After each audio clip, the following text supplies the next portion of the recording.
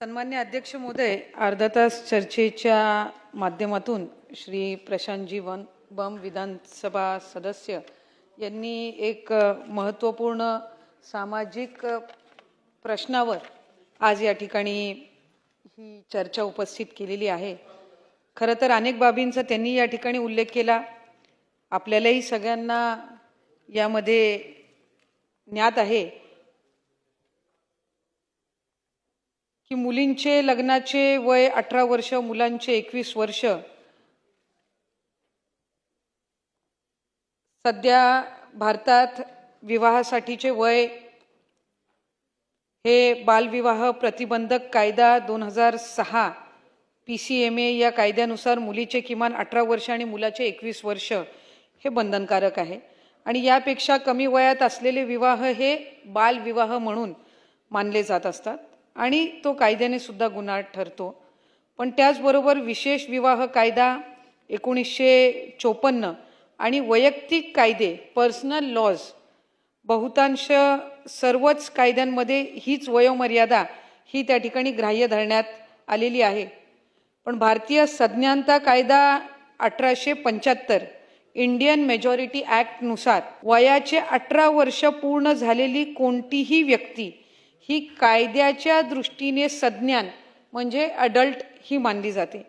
सज्ञान झालेल्या व्यक्तीला मतदानाचा अधिकार असतो, व्यावसायिक करार करण्याचा अधिकार असतो, स्वतःचे निर्णय घेण्याचा पूर्ण स्वातंत्र्य हा कायदा हे त्या संबंधित व्यक्तीला ज्यांनी 18 वय पूर्ण केलेलं आहे किंवा 21 वय ज्या मुलांनी पूर्ण केलेलं आहे त्यांना त्यानिमित्ताने मिळत असतो।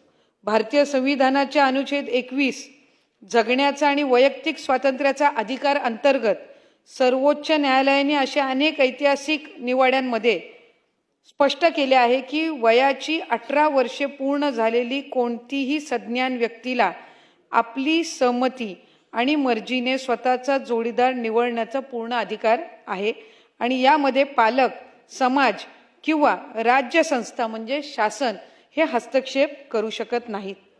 समानतेचा अधिकार आर्टिकल 14 आर्टिकल 14 जर पालकांच्या सहमतीने लग्न करण्यासाठी वय 18-21 आणि स्वतःच्या मर्जीने पालकांच्या विरोधात, ज्याचं उदाहरण काही या ठिकाणी सन्मान्य सदस्य महोदयांनी दिले, करण्यासाठी वय 21 अथवा 24 अशी वर्गवारी केली तर तो कायद्याच्या दृष्टीने भेदभाव ठरू शकतो।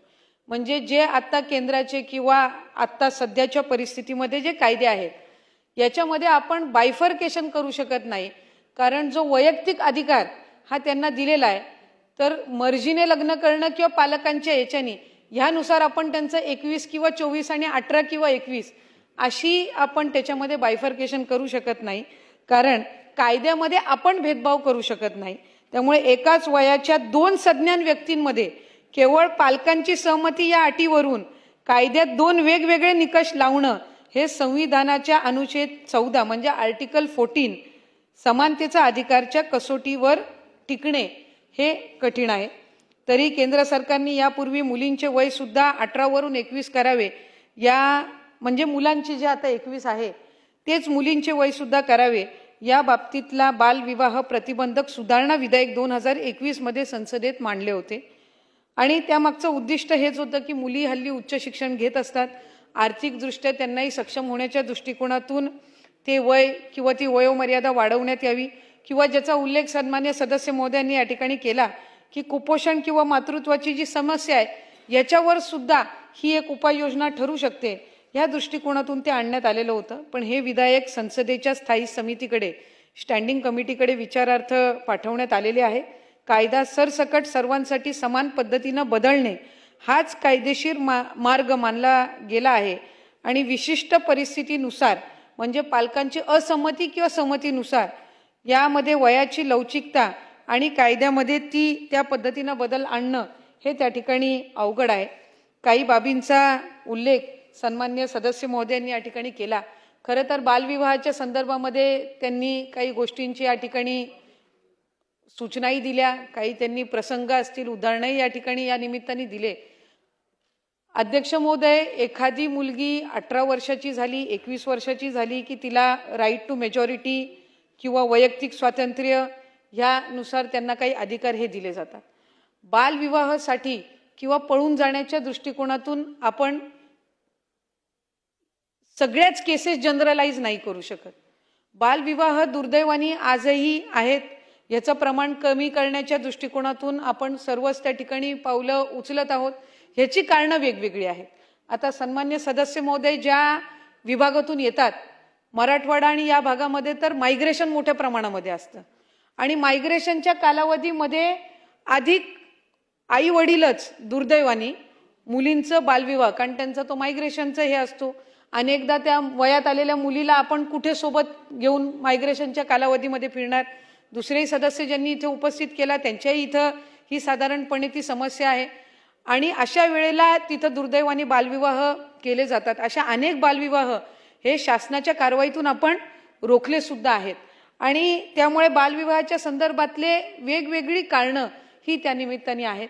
याच्यामध्ये समुपदेशन असेल, कडक कारवाई असेल. मधल्या कालावधीमध्ये तर आम्ही त्या संदर्भातली एक उपाययोजना म्हणून जिथं जिथं बालविवाह होतील आणि शासनाच्या निदर्शनास किंवा तिथल्या पोलीस यंत्रणेच्या निदर्शनास येतील, विभागाच्या निदर्शनास येतील, तिथे त्या मुली, जर ती मुलगी 18 वयोगटाच्या कमी असेल, मुलगा 21 वयोगटाच्या कमी असेल, तर त्या पालकांवर गुन्हा दाखल करण्याच्या दृष्टिकोनातून सुद्धा त्या ठिकाणी पावलं उचलली गेलेली आहेत. फक्त पालकांवर नाही तर त्यांचं लग्न लावून देणारे भटजी असतील, तिथले वाजंत्री असतील, त्या बालविवाहामध्ये सहभागी होणारे ग्रामस्थ किंवा तिथले कोण लोकप्रतिनिधी असतील, ह्यांच्यावर सुद्धा गुन्हा दाखल करण्याच्या दृष्टिकोनातून पावलं उचलली गेलेली आहेत. मला आवर्जून या निमित्ताने सन्मान्य सदस्य महोदय आणि सभागृहाला सुद्धा अवगत करायचं आहे की साधारणपणे 2017-18ची जर आपण आकडेवारी काढली तर बालविवाह किती रोखले गेले तर ह्याचं प्रमाण साधारणपणे 500-600 पर्यंत असायचं. 2023-24ची जर आपण आकडेवारी काढली तर वर्षाला 1400 पेक्षा अधिक बालविवाह हे थांबवली गेलेले आहेत. थांबवली गेले आहेत याचा अर्थ असा, पूर्वीही दुर्दैवाने बालविवाह व्हायची, आत्ताही त्याच्यामध्ये बालविवाह होत असतात, पण थांबवण्याचं प्रमाण वाढलं. याचा अर्थ असा की जनजागृती त्या संदर्भातली वाढली आहे. ज्यांचा बालविवाह होतोय त्यांच्या याच्यातलं कोण ना कोणतरी शासनाच्या संपर्कात येतंय आणि म्हणून ते विवाह जाऊन आपण रोखू शकतोय. याचा अर्थ असा की आधीच्या तुलनेमध्ये बालविवाह रोखण्याचं प्रमाण सुद्धा हे शासनाच्या वतीने वाढलेलं आहे. आम्ही त्याच्यामध्येही काही उपाययोजना करतोय. जिथं मायग्रेशनचं प्रमाण आहे तिथल्या पालकांमध्ये जनजागृती करून तिथं बाल संगोपन केंद्र आहेत, बालगृह आहेत. मायग्रेशनच्या 4-5 महिन्याच्या कालावधीमध्ये तिचा बालविवाह करण्यापेक्षा तिला जर बालगृह तिथं बालसंगोपन केंद्रामध्ये जर आपण ठेवलं तर तिला त्या कालावधीमध्ये एक सुरक्षित शेल्टरमध्ये आणि सर्व जिथं सुविधा आहेत त्याच्यामध्ये ठेवण्यात येईल, जेणेकरून त्यांना मायग्रेशन करतायत आणि मग मुलीला, वयात आलेल्या मुलीला सोबत घेऊन जाण्यापेक्षा काही कटू अनुभव त्यांच्या आई वडिलांचे सुद्धा पूर्वीचे असतात, त्या दृष्टिकोनातून सुद्धा आपण ह्या काही सुविधा ज्या आहेत ते त्यांना त्या पद्धतीनं आपण उपलब्ध करून देतोय. एक वस्तुस्थिती खरी आहे ज्याचा उल्लेख सुद्धा सन्मान्य सदस्य महोदयांनी या ठिकाणी केला की शहरामध्ये, अर्बन एरियाजमध्ये, सेमी अर्बन एरियाजमध्ये दोन्हीही आई वडील वर्किंग पेरेंट्स असल्यामुळे त्यांचं मुलांसोबतचं जो काही संपर्क असेल तो कदाचित कमी होत असेल, त्यांच्यातला संवाद कमी होत असेल आणि त्या संदर्भामध्ये त्यांनी ज्या काही या ठिकाणी सूचना मांडलेल्या आहेत, खरं तर त्याच्यामध्ये सुद्धा आम्ही जे बाल धोरण तयार करत आहोत यामध्ये सोशल मीडियाचा त्या विशिष्ट वयोगटाचा वापर असेल, स्क्रीन टाईमचा वापर असेल, जसं काही इतर देशांनी ह्या संदर्भामध्ये काही निर्बंध आणलेले आहेत त्या पद्धतीनं आपण काही याच्यामध्ये आणू शकतो का. त्यांच्या सायकोलॉजिकल हेल्थ, त्यांची मानसिक स्वास्थ्य हे पुढच्या कालावधीमध्ये टिकून राहण्याच्या दृष्टिकोनातून किंवा अनेकदा सोशल मीडियाच्या वापरामधून त्यांना काही फिजिकल एलिमेंट सुद्धा होत असतात, डोळ्यांवर सुद्धा दुष्परिणाम होत असतो, त्या दृष्टिकोनातून काही आणता येऊ शकतील का. तर या संदर्भामध्ये सुद्धा त्या धोरणामध्ये हा साधारणपणे विचार राहील. त्यांनी अनेक गोष्टींवर या ठिकाणी सभागृहाचं या चर्चेच्या माध्यमातून लक्ष वेधून घेतलं. आई वडिलांनी काय संगोपन द्यावं, काय संस्कार द्यावे, हा कुठं ना कुठं तरी त्या आई वडिलांच्या दृष्टिकोनातून सुद्धा महत्त्वपूर्ण भाग आहे. मुलांनी किती संस्कार घ्यावे दिलेले हाही त्याच्यातला एक महत्त्वपूर्ण बाब आहे. त्याच्यामुळे आपण एखादा प्रसंग असा झाला की मुलगी पळून गेलेली आहे किंवा मुलगा पळून गेलेला आहे म्हणून सगळ्यांनाच आपण त्या कॅटेगरीमध्ये धरावं आणि त्याच पद्धतीनं त्यांच्या कुठंतरी त्या वयोगटामध्ये ज्याला मेजॉरिटी म्हणून किंवा ज्यांना नागरिक म्हणून वयात आलेल्या नागरिक म्हणून 18 वर्षाचे 21 वर्षाचे पूर्ण झाल्यानंतर जे अधिकार दिलेले आहेत त्याच्यापासून आपण त्यांना वंचित ठेवू नये आणि ह्या काही केसेस होतात म्हणून आपण सगळ्याच त्या वयोगटातल्यांना त्या कॅटेगरीमध्ये धरणं हे सुद्धा कुठे ना कुठेतरी चुकीचं आहे.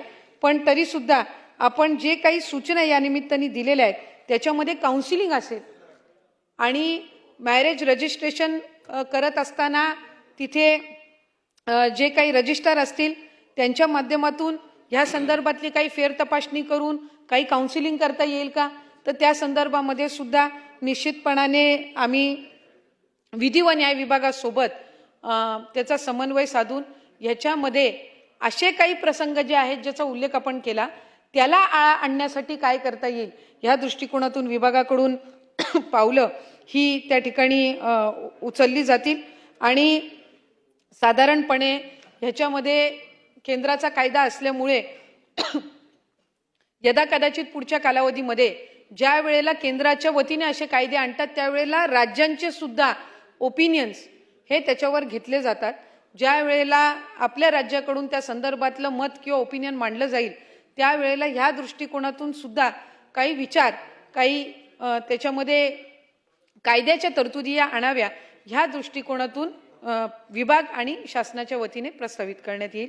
सन्मान्य सदस्य महोदयांनी जो रिद्धी सिद्धी मंगल कार्यालयामधला जो या संदर्भामध्ये जे त्यांनी एक काही इथे जो प्रश्न उपस्थित केला किंवा काही सूचना ज्या निमित्ताने मांडल्या आम्ही महिला व बाल विकास विभागाच्या वतीने उपायुक्तांकडून या संदर्भातली तपासणी ही करण्यात येईल आणि जे कोणी कार्यालय असेल किंवा चालवणारे असतील इतर कोणी यामध्ये दोषी असतील तर त्यांच्यावर त्या पद्धतीने कारवाई करण्यात येईल.